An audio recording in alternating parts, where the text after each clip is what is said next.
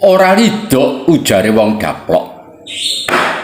Semar lagi mingkem nerangake bab tembung aja dumeh utawa aja dupeh.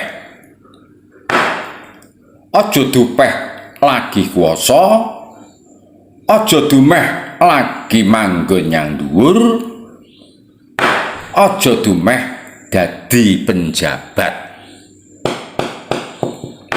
Kahanan kuwi owah lan gingsir, tegese ora tetep lan ora ajeg utawa ora langgeng.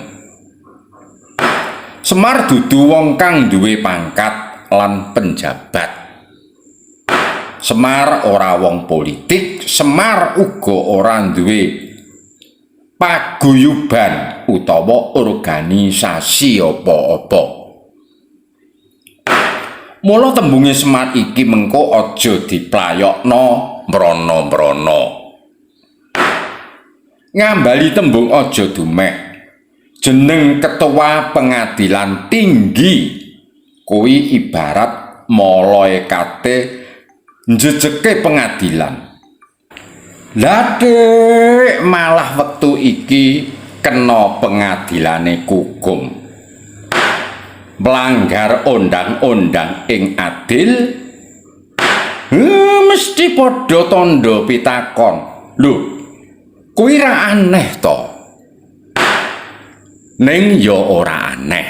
Awit jeneng urip kuwi cakra magiringan utawa mubeng.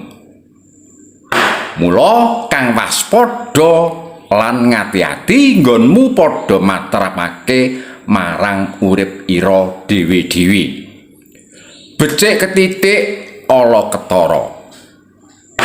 Ana tetembungan, yen banter aja nglancangi, yen mandi aja mateni, yen landhep aja natoni. Tegese kabeh iku mau wis cetha. Urip kuwi ora kena keblablasen. Ngono ya ngono, ning aja ngono.